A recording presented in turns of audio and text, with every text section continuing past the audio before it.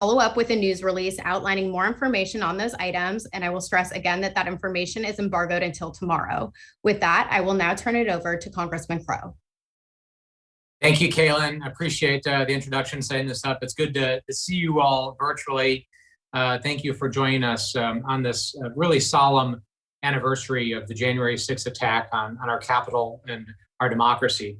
I wanted to just take a moment and reflect on that attack, on what January 6th was about, what happened, not just for those who were trapped in the House chamber during that time, and those officers who were brutally beaten and those who gave their lives that day, but for the greater meaning for our democracy. But also take a moment and talk about some concrete action steps that we can take as a country and as a community going forward. We really are at a crossroads at this moment in time in our history.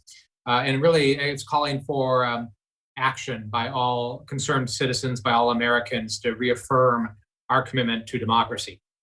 So starting with reflections on that day, what was a very dark day, not just for those who were in the Capitol, but for our democracy as well. I never thought in a million years that I would be in a position as a member of Congress in 2021 in the House chamber certifying a just and lawful and right election, that we would come under assault by supporters of former President Trump, who called upon his supporters to assault the Capitol and to end the certification process and to overturn the rightful votes and the lawful votes of the American people.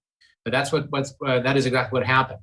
That mob descended on the Capitol. Those of us who were in the House gallery watching the debate below ended up being trapped there for some time. We locked the doors. The Capitol Police barricaded us in. And we sat there as the mob tried to break down the barricades and make it to us and kill or capture members of Congress to help halt that process. I never thought that the different parts of my life would kind of converge in a way that they did on that day. I'm a former Army Ranger, as many of you know.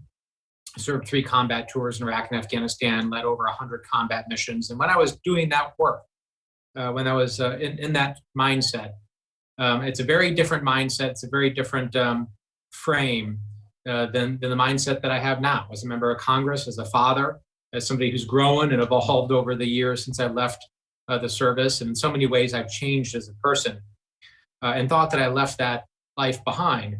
But when we came under attack and I went back into that combat mode again and thought about how we were going to fight our way or make a stand in that chamber to get out alive, so much of that old mindset and mentality came back. And that's something that me and those of us with combat experience that were trapped in that situation continue to process and deal with to this day. Ultimately, we were rescued from the chamber and made it to a safe room. But I think back, I reflect on that moment, and a couple of things still stick with me in a very, very real way. Number one is the impact of racism and the role that white supremacy played in the attack on our country and on our Capitol that day, as symbols of racism and symbols of white supremacy, including the Confederate flag, were paraded through the Capitol on that day. Being who I am, I've always understood that impact of racism and in a mindful way here. But that was the first time in my life that I understood it in a different way, here, from the heart. It was the first time in my life that I was on the receiving end of the violence of racism in America. And it's allowed me to understand in a different way and to think and lead in a different way and to lean in on forcing that conversation that we need to force as a nation and as a community, but the impact of that original sin of our country and how that impact still lives with us today, and how it impacts so many people in our community and so many people that I represent. Certainly was a humbling moment and one that has been a leadership and growth experience for me. The second thing that really sticks out is recognizing that there were so many veterans that were a part of that mob. That for a time, when I was on one side of that barricade, on the other side of that barricade, just feet away from me, were veterans who years before, just like me, had raised their right hand, had taken an oath to this nation, and done so in good faith to protect the Constitution, to defend our nation, and to serve the country over party, over person. And I've reflected on how years later, we could take so many different paths, that I'm sitting there as a member of Congress trying to uphold a certification process and uphold a right and just election. And on the other side is a veteran trying to kill me and my colleagues and stop that process. How did we get here as a country? And certainly the answer is not easy and it's not simple, but it illustrates to me the level of division and vitriol coursing through our nation and our community, and how divided and tribal we have become, and the severe challenge that we are facing in overcoming that toxicity and that division. So where does that leave us? Leaves us facing a challenge that we certainly haven't faced in my lifetime, if not several lifetimes, and an existential one at that. Our democracy is facing a surging domestic violent extremist movement, a movement that's dedicated to the use of violence to achieve political ends, a movement that's dedicated to using all forms to usurp our right and just election to achieve power. At the same time, we're facing disinformation and misinformation unlike we've never seen, through social media, through our foreign adversaries stoking the flames of that division, through so many of the impacts of information that flow and help divide us, not unite us. And the third is we're facing an assault on our voting system, a very concerted effort by Republicans in state houses around the country to insert people who are loyal to Donald Trump, who are loyal to the party over country, and who will take their orders from a person, not from the rule of law, and to undermine and to disenfranchise millions of voters in dozens of states around the nation. Certainly an incredible threat to our democracy. So facing all three of those things, we have to ask the question, what do we do? What's the path forward? So that's why I am excited to announce that our office has worked with groups around the country, and we have put together a democracy in action toolkit that's going to give concrete actions that our civic groups and organizations and Americans and people in Colorado and throughout the country can take over the next year to reaffirm their commitment to our democracy, to re-engage with our democracy, and to take concrete steps to show that we are willing to stand up and fight for American democracy. The second is I will be working with my friend and colleague, Congressman Dean Phillips, Minnesota, to introduce a Democracy Day resolution in the House tomorrow that will be introduced, and we will demonstrate our commitment to democracy as a start of this initiative. Then the third is tomorrow I will be leading and presiding over a testimonial section of the remembrance tomorrow, as we will hear from dozens of members of Congress reflecting, just like I did today, on what happened to them on January 6th, where they are within their communities, and their thoughts on the steps that we have to take to move forward. Now, finally, I want to broaden it out and just talk about the need for what I believe is a new American patriotism. I'm going to be calling on Americans around the country for this new type of patriotism. And it looks different from the patriotism of old. It's rooted in an honesty about the failings of our past, an honesty about the promises that have been unfulfilled, but also the promise of that pursuit of perfection. Because no organization, no family, and certainly no country has ever overcome challenges by self-blinding itself to the challenges it faces and the things that it needs to fix. And I firmly believe that there is strength in honesty, that there is strength in having a conversation that we can have as a country in a way that we never have before, to talk about what are the conditions that led us to where we are now, how can we be honest about that, and how can we move forward. This new brand of American patriotism is also rooted in truth, in an ability and willingness of Americans to stand up, to engage in civic organizations, sometimes exercising personal courage because it's very uncomfortable to do so, and to speak up for truth, and to push back on conspiracy theories, to push back on disinformation and misinformation, and the lies that have become so pervasive in our political system. The third aspect of this new American patriotism is a call for public service, selfless public service, for people to engage however they can, whether working for the government at any level, whether running for office, whether joining a Rotary or a Kiwanis Club or civic organization, to engage and to force respectful, kind discussion, and to show that our democracy will be reinvigorated ultimately not in Washington, D.C., but on main streets and in diners and in neighborhood barbecues around the nation. But that requires an engagement and a courage for Americans to stand up and to do that. So I am proud to announce those actions and those steps, and to continue to call for that new form of American patriotism that our country needs so desperately to overcome the challenges that we face. And I will end there and would be delighted to take any questions you might have. For those with questions, please drop your name and your outlet into the chat, and I will call on you one by one.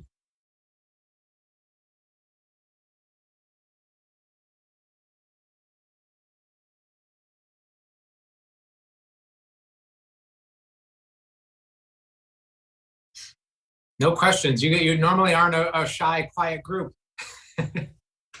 Let's turn first to Raphael with Univision.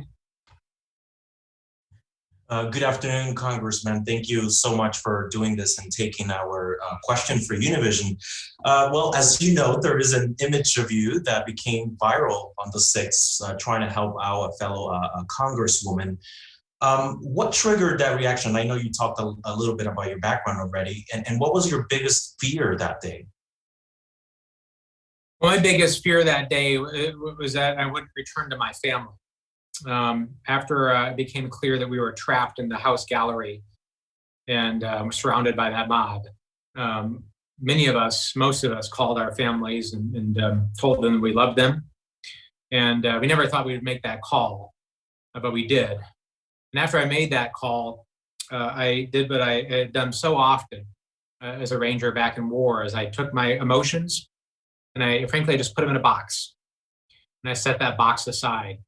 And then I just started to go through a mental checklist of what we needed to do to get out. So we immediately started to check the doors and lock the doors. There were more doors and entrances to the House chamber than there were officers that were in there with us. We started to move and gather into defensive groups. We removed our member pins so that we wouldn't be easily identifiable as members to the mob if they broke through. And then started to communicate with the Capitol Police, getting them to call for reinforcements and an evacuation team, which ultimately did happen.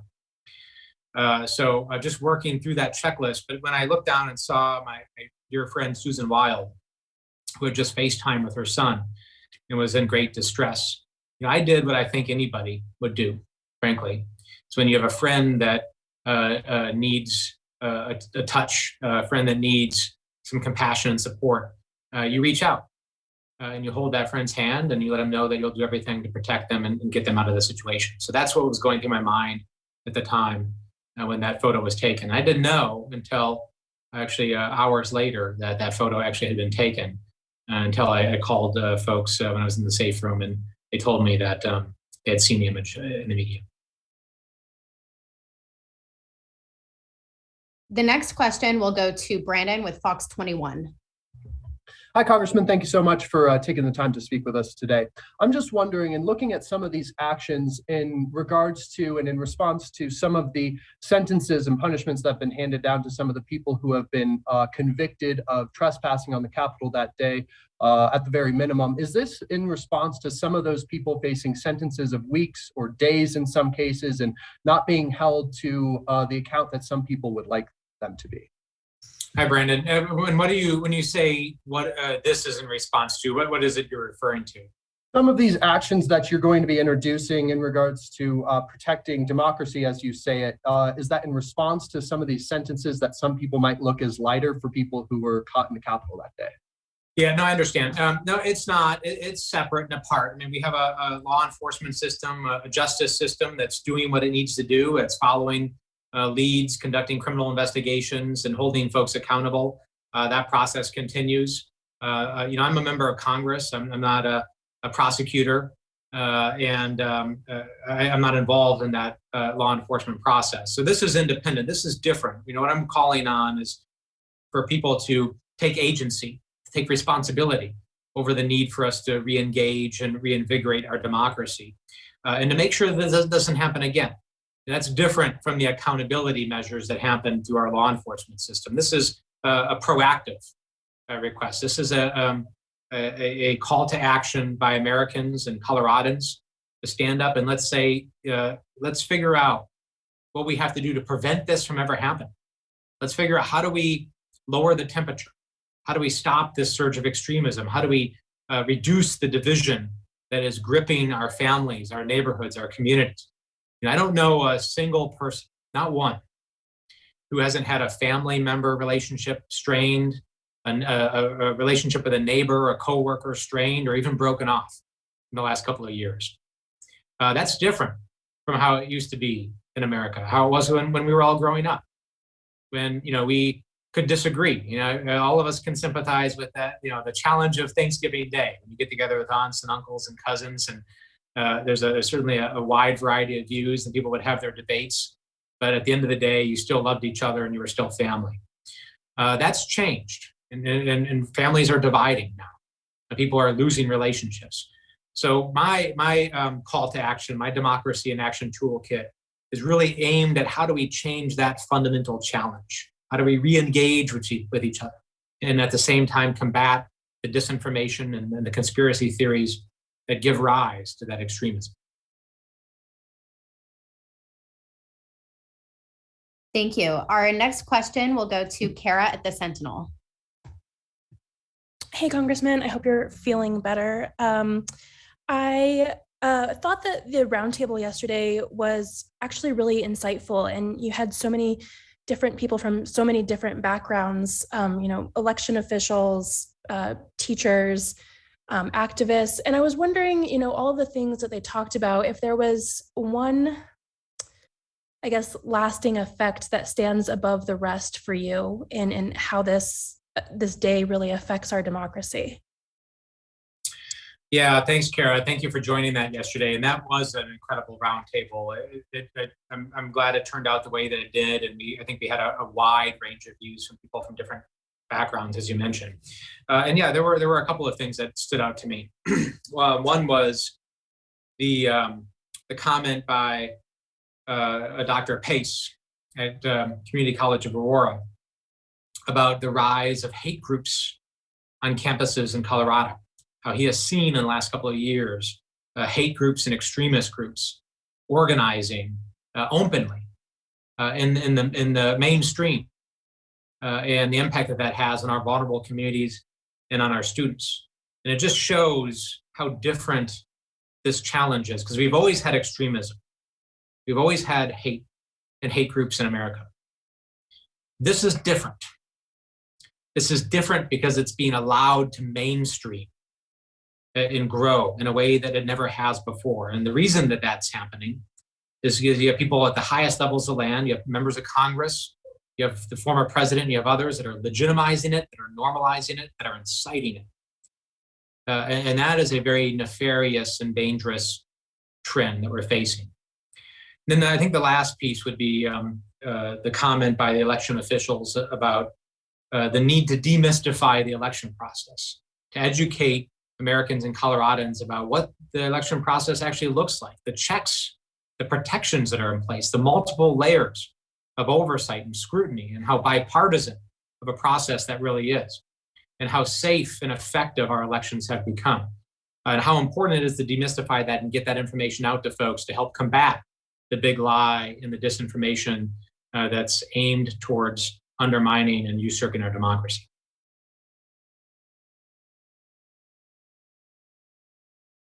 Thank you for that question. The next question will go to Blair with Denver 7.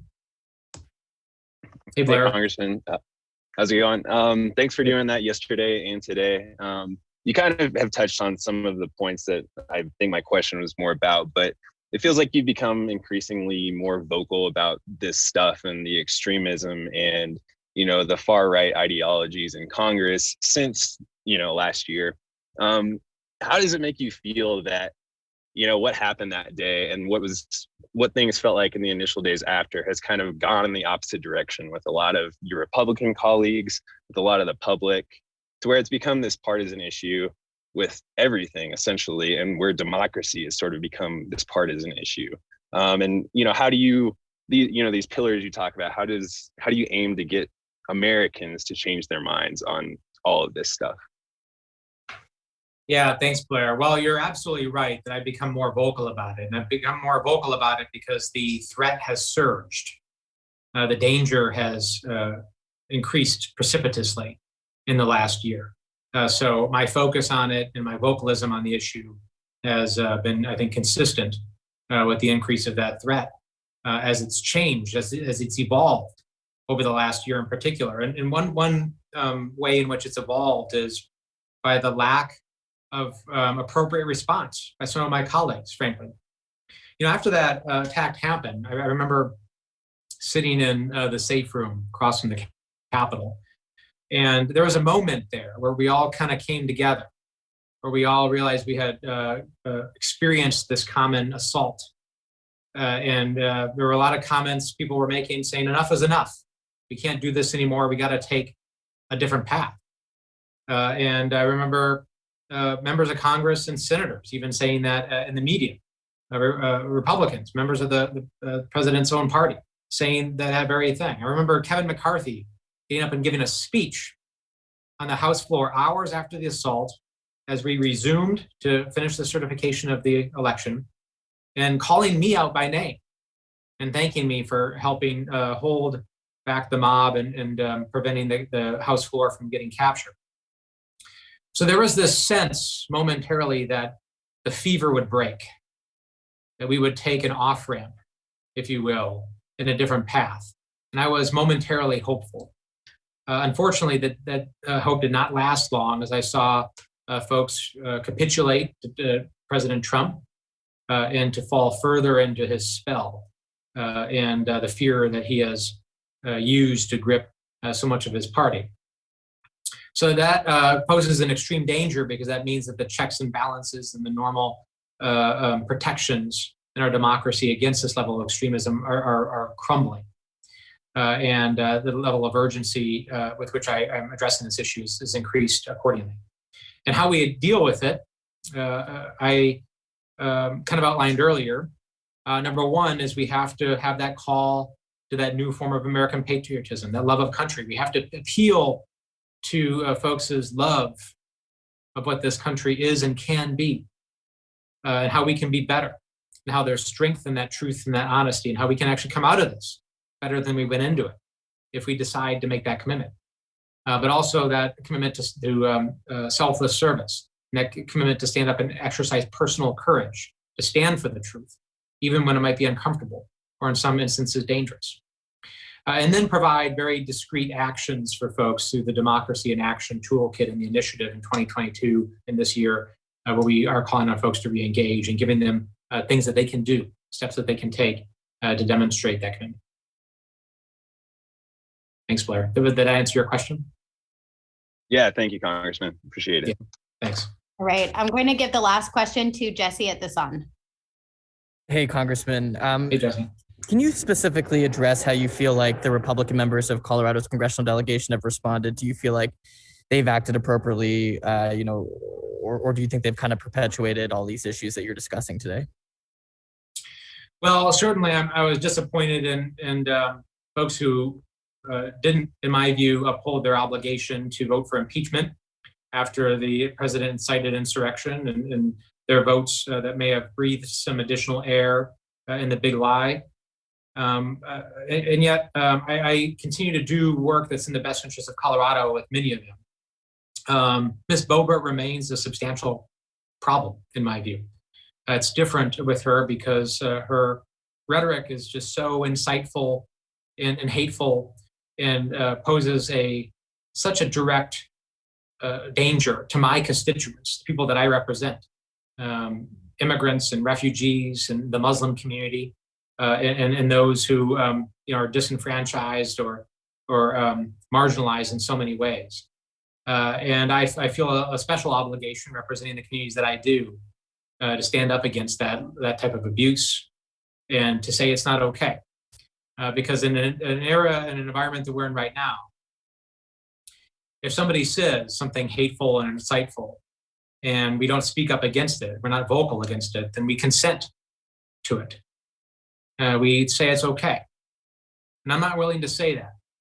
I'm not willing to be quiet and to allow that those type of words to be spoken without a response and without saying that's not who we are as Coloradans, it's not who we are as Americans, and that the vast majority of people will not tolerate. So for me, that's kind of how I approach that issue, and you can count on me to continue to do that.